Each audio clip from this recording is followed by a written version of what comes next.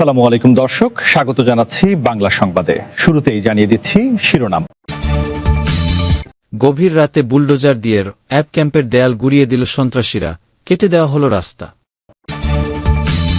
একে বিয়োগ ৪৭ নিয়ে যৌথ বাহিনীর ক্যাম্পে হামলা, ৩০০ জনের এই বাহিনী কার? জঙ্গল সলিমপুরেরও অ্যাবের ক্যাম্পে ইয়াসিন বাহিনীর গুলি। জঙ্গল সলিমপুরে হামলায় অংশ নেয় ২০০-৩০০ জন, ছিল একে বিয়োগ ৪৭। গভীর রাতে অতর্কিতে এসে গুলি ছোড়া হয় অ্যাবের ক্যাম্পে চৌকি। এরপর বুলডোজার দিয়ে গুড়িয়ে দেওয়া হয় ক্যাম্পের দেয়ালসহ বিভিন্ন অবকাঠামো। আইনশৃঙ্খলা রক্ষাকারী বাহিনীর সদস্যরা যাতে ঘটনাস্থলে অভিযান চালাতে না পারেন, সেই লক্ষ্যে অন্তত ৩টি স্থানে কেটে দেওয়া হয় রাস্তা। গতকাল রোববার দিবাগত রাত ২টার দিকে এসব ঘটনা ঘটেছে চট্টগ্রামের সীতাকুণ্ডের জঙ্গল সলিমপুরের আলীনগর এলাকায়। অ্যাব জানিয়েছে, রাস্তা কেটে দেওয়াসহ নানা প্রতিবন্ধকতার মধ্যেও রাতে ঘটনাস্থলে পৌঁছে অভিযান চালান আইনশৃঙ্খলা রক্ষাকারী বাহিনীর সদস্যরা। অভিযানে বেশ কয়েকজন সন্ত্রাসীকে আটক করা হয়েছে। অ্যাবের দাবি, সন্ত্রাসী ইয়াসিন বাহিনীর সদস্যরা এ হামলার সঙ্গে জড়িত। অ্যাব বিয়োগ ৭ চট্টগ্রামের অধিনায়ক লেফটেন্যান্ট কর্নেল হাফিজুর রহমান সাংবাদিকদের বলেন, পরিকল্পিতভাবে সন্ত্রাসী ইয়াসিন বাহিনীর সদস্যরা অ্যাবের ক্যাম্পে হামলা চালিয়েছে। সন্ত্রাসীরা ক্যাম্প লক্ষ্য করে গুলি ছুড়তে থাকলে অ্যাব সদস্যরাও আত্মরক্ষার্থে পাল্টা গুলি ছোড়েন। তিনি বলেন, ঘটনাস্থলে যাতে আইনশৃঙ্খলা রক্ষাকারী বাহিনীর সদস্যদের বাড়তি ফোর্স যেতে না পারে, সে লক্ষ্যে বিভিন্ন স্থানে রাস্তা কেটে দেয় সন্ত্রাসীরা। এরপরও আইনশৃঙ্খলা রক্ষাকারী বাহিনী সেখানে পৌঁছে সন্ত্রাসীদের প্রতিরোধ করেছে। ঘটনাস্থল থেকে এক পর্যায়ে কিছু সন্ত্রাসী পালিয়ে গেছে, কয়েকজনকে আটক করা হয়েছে। কামাল হোসেন নামের অ্যাবের এক কর্মকর্তা নিজের ফেসবুক আইডিতে অভিযানের বেশ কয়েকটি ভিডিও আপলোড করেন। এর মধ্যে আজ সোমবার ভোরে আপলোড করা ২টি ভিডিওতে জঙ্গল সলিমপুরের রাস্তা কেটে দেওয়ার দৃশ্য দেখা যায়।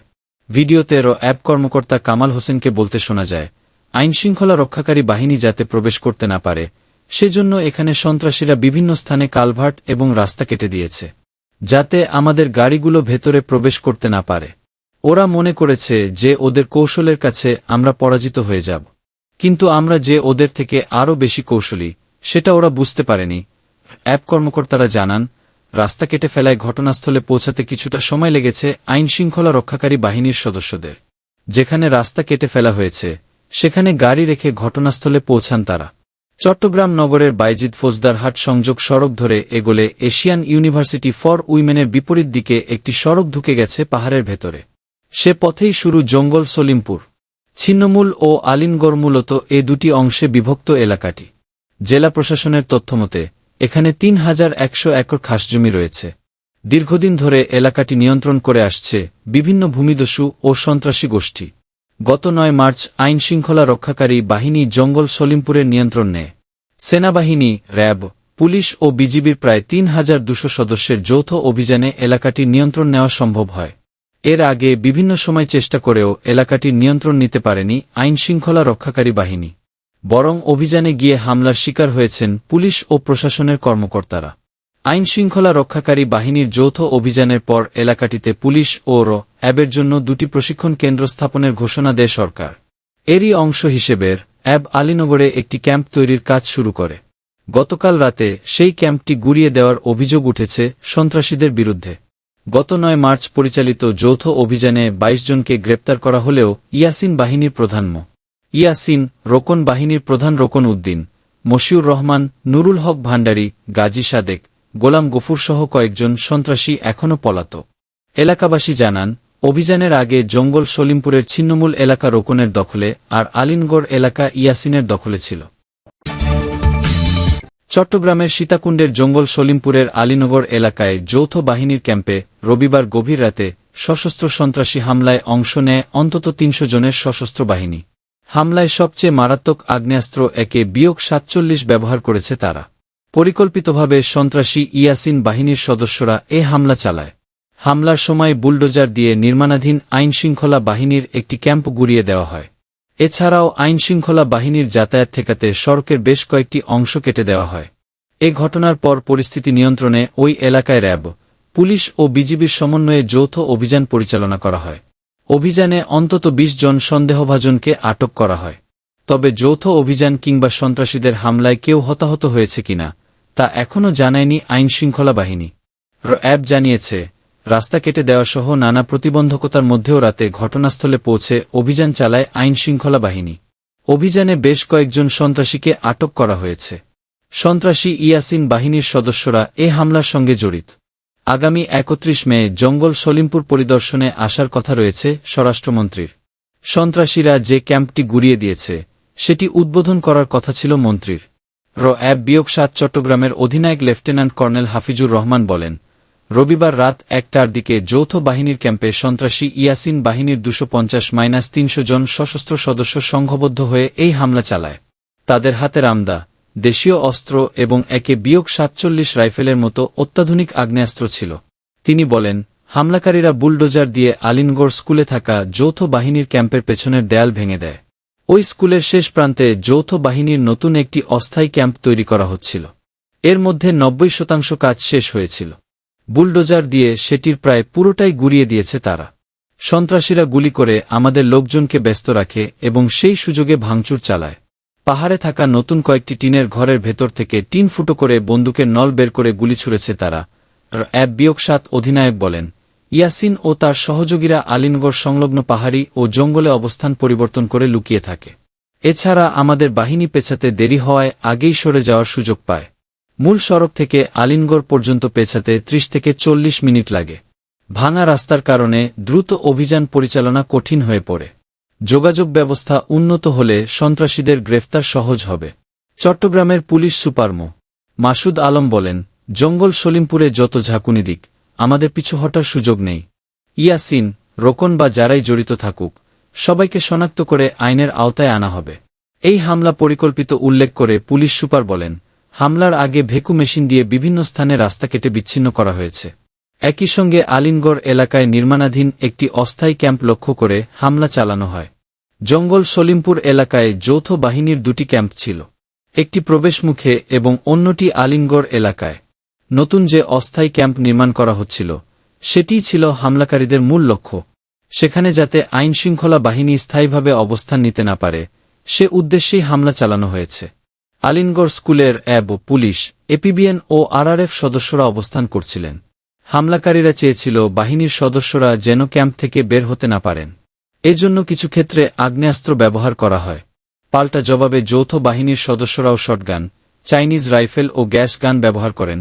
পুরো ঘটনায় পুলিশের পক্ষ থেকে ১০৪ রাউন্ড গুলি ছেড়া হয়েছে জানিয়ে এসপি মাসুদ আলম বলেন, কঠোর প্রতিরোধের কারণে হামলাকারীরা ক্যাম্পে ঢুকতে পারেনি এবং বাহিনীর কোনো সদস্য হতাহত হননি।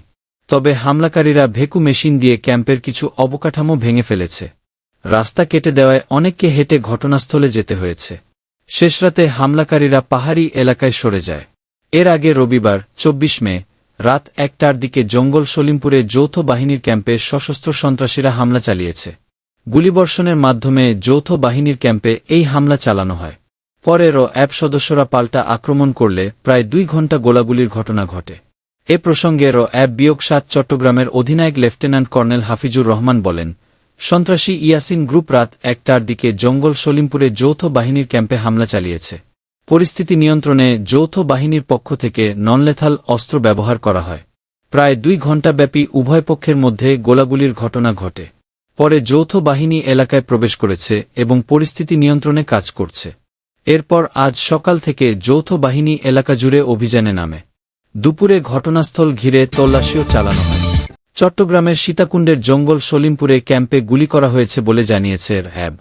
সন্ত্রাসী ইয়াসিন বাহিনীর সদস্যরা গুলি চালিয়েছে বলেও র্যাব জানায়। গতকাল রোববার দিবাগত রাত ২টার দিকে এ হামলা চালানো হয়। র্যাব বলছে, আত্মরক্ষার্থে তারা পাল্টা গুলি ছুড়েছে। তবে হতাহতের বিষয়ে কিছু জানা যায়নি। র্যাব-৭ চট্টগ্রামের অধিনায়ক লেফটেন্যান্ট কর্নেল হাফিজুর রহমান রাত ৩:৩০টার দিকে বিভিন্ন গণমাধ্যমে পাঠানো খুদে বার্তায় এ তথ্য জানান। সেখানে অতিরিক্ত বাহিনী মোতায়েন করা হয়েছে। চট্টগ্রাম নগরের বাইজিদ ফৌজদারহাট সংযোগ সড়ক ধরে এগোলে এশিয়ান ইউনিভার্সিটি ফর উইমেনের বিপরীত দিকে একটি সড়ক ঢুকে গেছে পাহাড়ের ভেতরে। সেই পথেই শুরু সলিমপুর। জঙ্গল সলিমপুর ও আলিনগড় মূলত ২টি অংশে বিভক্ত এলাকাটি। জেলা প্রশাসনের তথ্যমতে এখানে ৩,১০০ একর খাসজমি রয়েছে। দীর্ঘদিন ধরে এলাকাটি নিয়ন্ত্রণ করে আসছে বিভিন্ন ভূমিদস্যু ও সন্ত্রাসী গোষ্ঠী।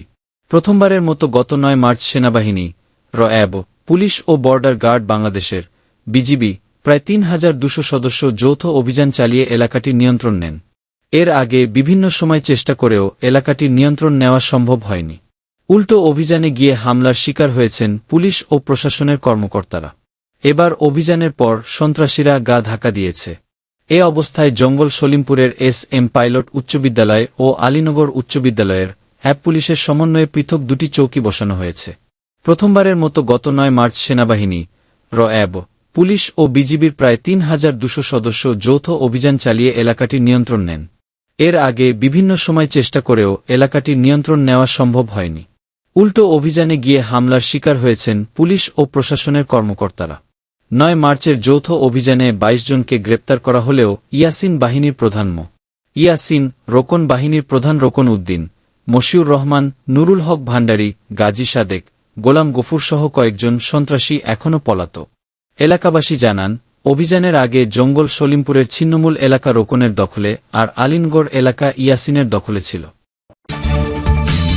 চট্টগ্রামের সীতাকুণ্ডের জঙ্গল সলিমপুরে গভীর রাতে অ্যাব ও পুলিশের যৌথ বাহিনীর ক্যাম্পে হামলায় অংশ নেন ২ থেকে ৩ সশস্ত্র ব্যক্তি। এ সময় এক্সকাভেটর, খননযন্ত্র দিয়ে নির্মাণাধীন নতুন একটি অস্থায়ী ক্যাম্প গুড়িয়ে দেওয়া হয়। পাশাপাশি আইনশৃঙ্খলা রক্ষাকারী বাহিনীর যাতায়াত ঠেকাতে রাস্তার কয়েকটি অংশ কেটে দেওয়া হয়। র্যাব জানিয়েছে, হামলায় AK-47 এর মতো আগ্নেয়াস্ত্র ব্যবহার করা হয়েছে। ঘটনার পর পরিস্থিতি নিয়ন্ত্রণে ওই এলাকায় অ্যাব, পুলিশ ও বিজিবির সমন্বয়ে যৌথ অভিযান চলছে। ইতিমধ্যে বেশ কয়েকজনকে গ্রেপ্তার করেছে যৌথ বাহিনী। রোববার দিবাগত রাত ১ থেকে ২টার দিকে জঙ্গল সলিমপুরের আলিনগড় এলাকায় এ ঘটনা ঘটে। পরিস্থিতি নিয়ন্ত্রণে বর্তমানে চট্টগ্রাম জেলা পুলিশের police super, SP Masud Alam ও র্যাব-৭ এর অধিনায়ক লেফটেন্যান্ট কর্নেল হাফিজুর রহমানের নেতৃত্বে সেখানে অভিযান চলছে। র্যাব জানায়, আগামী ৩১ মে জঙ্গল সলিমপুর পরিদর্শনে আসার কথা রয়েছে স্বরাষ্ট্রমন্ত্রীর। যে ক্যাম্পটি সন্ত্রাসীরা গুড়িয়ে দিয়েছে, সেটি তারই উদ্বোধন করার কথা ছিল। হামলায় অংশ নেয় ২০০-৩০০ সন্ত্রাসী। র্যাব-৭ এর অধিনায়ক লেফটেন্যান্ট কর্নেল হাফিজুর রহমান বলেন, যাদের অভিযান চালিয়ে এখান থেকে তাড়ানো হয়েছিল, সেই সন্ত্রাসী ইয়াসিন গ্রুপের ২০০ থেকে ৩০০ জন লোক সংঘবদ্ধ হয়ে হামলা চালায়। তাদের হাতে রামদা, দেশীয় অস্ত্র এবং AK-47 এর মতো আগ্নেয়াস্ত্র ছিল। তিনি জানান, হামলাকারীরা এক্সকাভেটর দিয়ে আলিনগড় স্কুলে থাকা যৌথ বাহিনীর ক্যাম্পের পেছনের দেয়াল ভেঙে দেয়। ওই স্কুলের শেষ প্রান্তে যৌথ বাহিনীর নতুন একটি অস্থায়ী ক্যাম্প তৈরি হচ্ছিল। এর মধ্যে ৯০% কাজ শেষ হয়েছিল। এক্সকাভেটর দিয়ে সেটি প্রায় পুরোটাই গুড়িয়ে দেওয়া হয়েছে। র্যাবের এই কর্মকর্তা বলেন, সন্ত্রাসীরা ফায়ার, গুলি করে আমাদের লোকজনকে ব্যস্ত রাখে এবং সেই সুযোগে ভাঙচুর চালায়।